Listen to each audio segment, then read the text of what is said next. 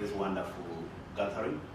For those who are here yesterday, I was able to address a few areas where I believe Kenya High Commission in London is supporting this summit in the area of Kenyans in the diaspora. So we are here to make sure that as you explore the opportunities here in Kenya, also we have Kenyans in the diaspora who can also be able to assist you and help you to be able to find the right project and the best way you can be able to invest. So we are here to support you. Receive greetings from London, and we are here to support you. Thank you so much.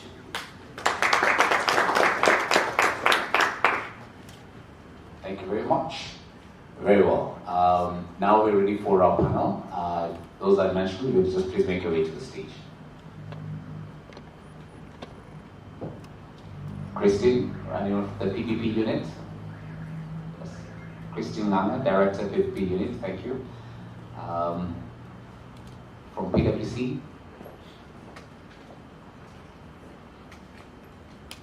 All right, Kennedy Okoyo from Deloitte. And Agri Wilumbi from KCB. And also Maurice Opio from KCB.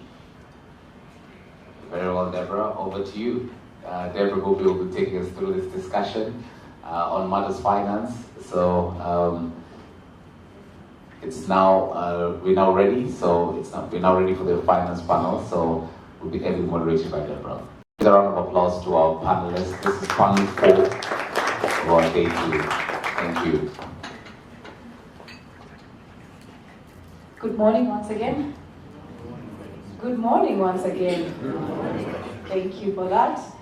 Let's dive into this money conversation and let's convince our investors that Kenya is a good place for them to place their, finances. So could we please introduce ourselves very briefly before we get into the conversation?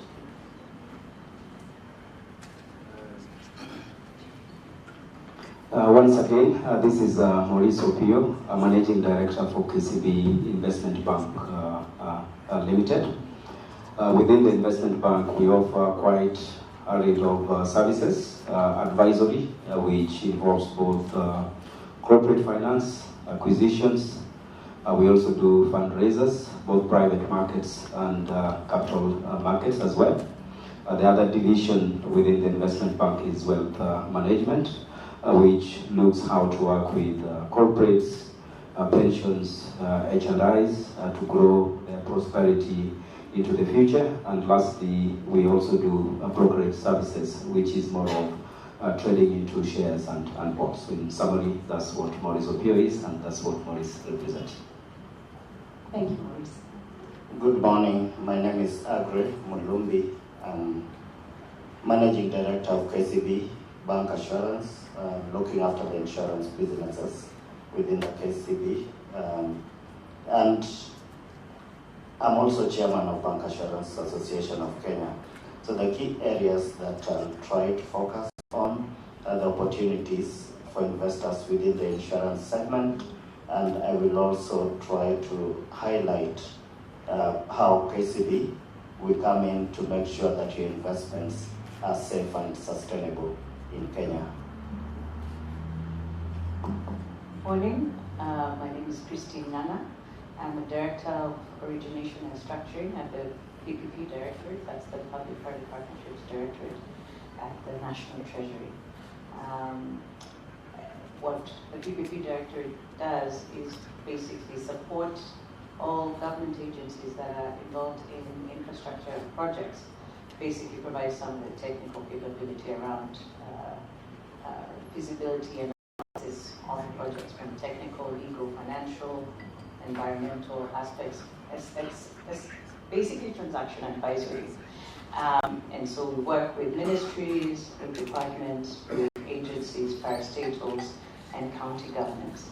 So for the larger infrastructure projects, be it in health, ports, roads, hospitals, etc., we are the support for government. And why am I on this panel? I'm not a financier, but why is really the case for investment in infrastructure is why I'm here. We work with a lot of project developers, private parties from various countries, on the various projects that are in our pipeline. And we would really welcome additional investments in Kenya. Thanks. Thank you very much. Christine, I think I will actually start with you. I'd like us to dig deeper into that conversation. We were told that Kenya is the hub of East Africa. We know that, we believe that. You've spoken about the interest in the PPP Directorate to attract investments in infrastructure. Could you give more detail of exactly what kind of investments you're looking at in that sector? What do the investors need to bring in, and how do they get to you? Sure. So that's a lot. I'll give you the abbreviated version. Yes, thank you. What we do is anchored under the PPP Act of 2021. It was a revamped Act of 2013, and essentially through that act, we basically engage private investors in various ways. I'd say there are 4 ways of procurement, but the most common are 2. We put out RFPs seeking investment in various sectors, and the projects that are chosen really come out of the national development plan of the country, 2030, the medium-term development plan of with MT4, as well as master plans from the various ministries or agencies. So that's what guides the projects that we have. I can say if you visit our website, pppunit.go.ke, and go under the projects, you can actually scroll to project pipeline. There's a project pipeline, and you can see the kinds of projects that are live currently. Essentially, we are in various sectors. So let me back up. So we can put out RFPs, sort of seeking competitive process of sort of procuring parties that would execute on projects. But also, if you have an idea of a project that you think would be ideal and have done a bit of due diligence on the projects on the ground, we do what's called a initiated proposal. And that usually has to go through the contracting authority. What I'm calling the contracting authority is now the relevant ministry. So if you had an energy project, you would be going to the Ministry of Energy. If you have, if you're considering doing a water project, you go to the Water Ministry, etc. Also, the parastatals are contracting authorities. So we're talking about the Kenya Ports Authority, the Kenya Airports Authority, etc. So the kinds of projects that we currently have in our pipeline, we've had road projects. Some of the roads that you've seen that have come through the PPP are the expressway going through the city. Of course, the several other roads like the roads going to Suswa. Some of those are PPP projects. In housing, we are focused on housing and student housing for tertiary students. So we have a project with the National Housing Corporation to do almost 3,000 units in the Athi River area. That's a project that's being done on a competitive basis and is about to go to market, I would say, within the next 3-4 months. So if anyone is looking to form a consortium and to develop that is something to look out for. We are also in the process of about to put out the tender for student housing for the University of Nairobi. In agriculture, I heard you mention challenges with the large tracts of land. That's if you're in if you're looking to get into agribusiness, that's an area that is streamlined. Various ministries are working with us to ensure that's available. So we have a couple of projects currently that are coming as privately initiated proposals. One is farming of maize and other food products that are for food security. So most of it is for local consumption. We're keen to secure our food security and reduce our imports of food. And so in that area, we have a farm that's about 20,000 acres that's coming online soon. for about 30,000 hectares, and there's a lot more land available for people that would like to be in that space. We have projects in street lighting, we have projects in energy, renewables, geothermal plants, we have a few that have gone online. Transmission lines is an area that we really need investment in to stabilize our grid. We have done a pretty good job of sort of getting more power in, but not enough on the actual transmission lines. We're in health, water projects, education, tourism, the environment, essentially everything. Thank you very much, Christine. I think Chris is basically echoing what PS Abubakar told us yesterday. Kenya is ready for business. It means business, so there's lots of opportunities available and sponsored and backed by government. So anyone wanting to delve into those areas, we can check out your website and we'll see what's in the pipeline. Then perhaps KCB can finance anybody wants to come into that sector. So, Maurice, what innovative financial solutions can you offer to anybody coming in, not only to partner with government, but also private sector to set up business in Kenya? What do you offer? Thanks quite a bit. If you talk of innovation in finance, then sometimes the scope is really broad. Maybe the first angle which I'll start my discussion point on is potentially on the bigger projects which are either privately initiated, and what can we really get to do within that space.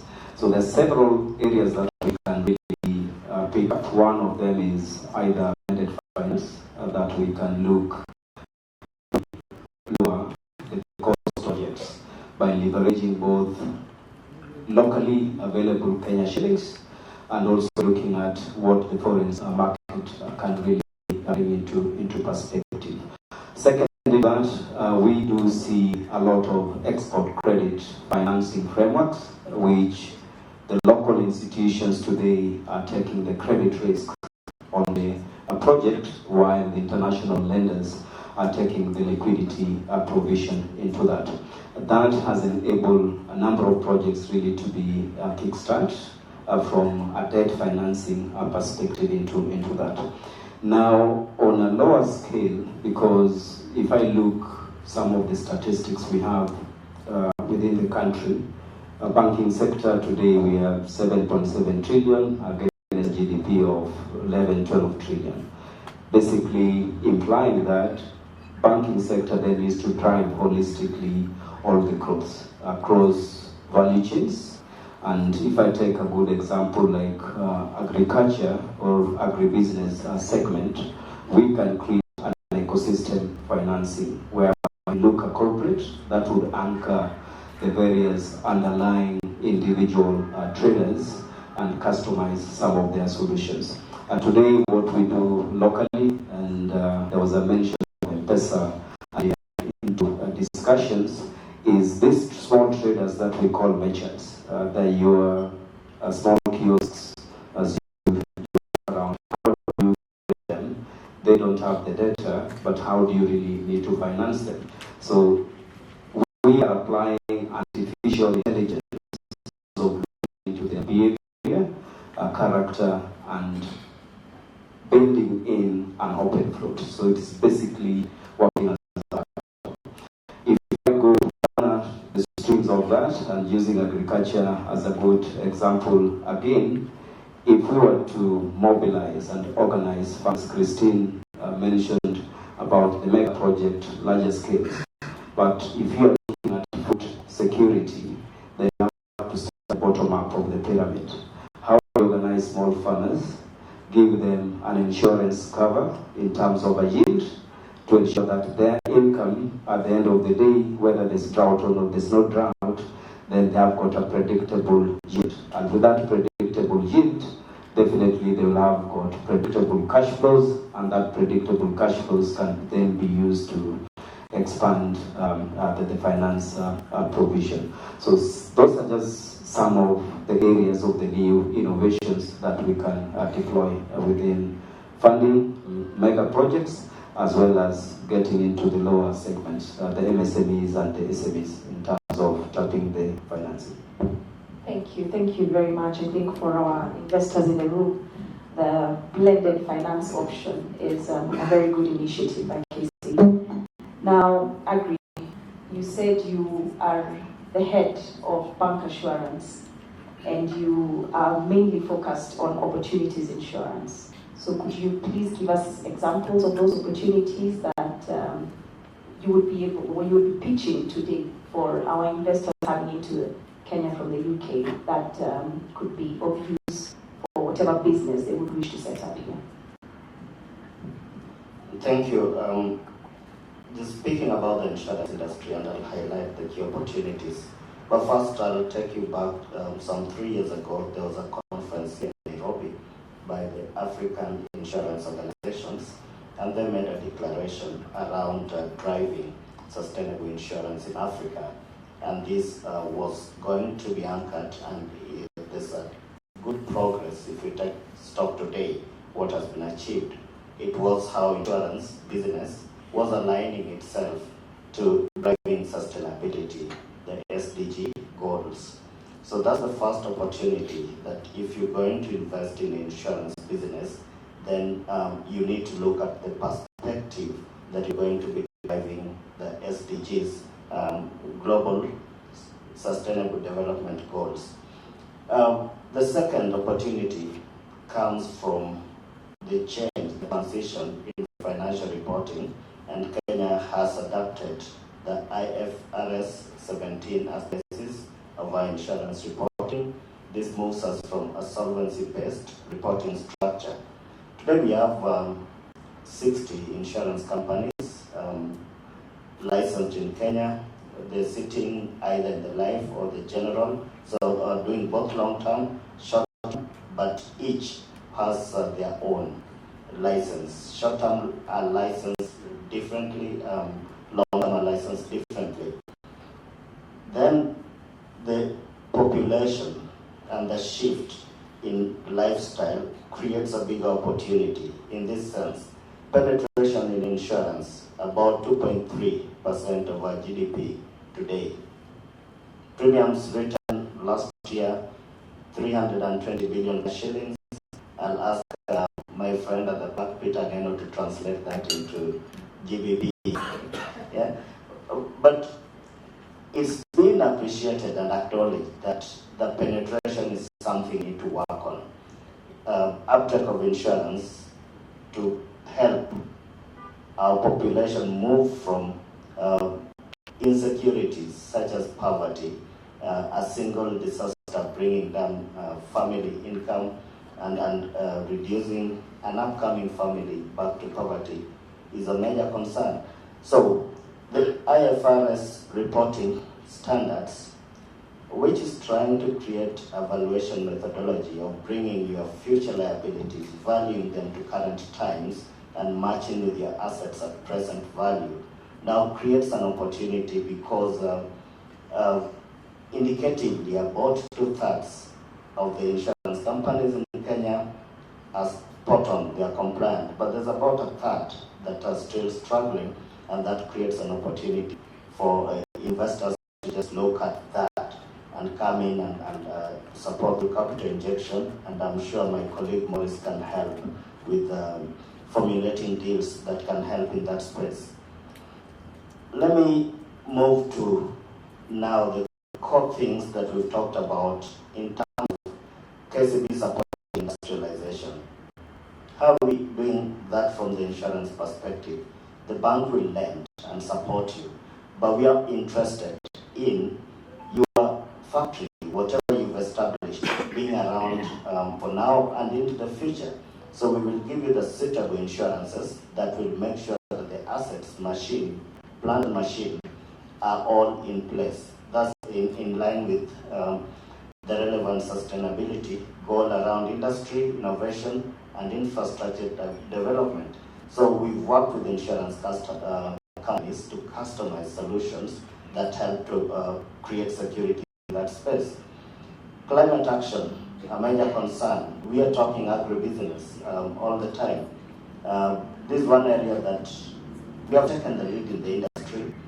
One, by working with players and reinsurance companies. Kenya Reinsurance Corporation is a leader in helping us to craft solutions that support farmers on what Maurice referred to as yield-based insurance or index-linked insurance to just safeguard the cash flows that are expected from the agribusiness. This works through aggregators, and we fund through those aggregation bases. So as long as a farmer comes in through the aggregators, we find an opportunity to fund and to insure them on aggregation basis.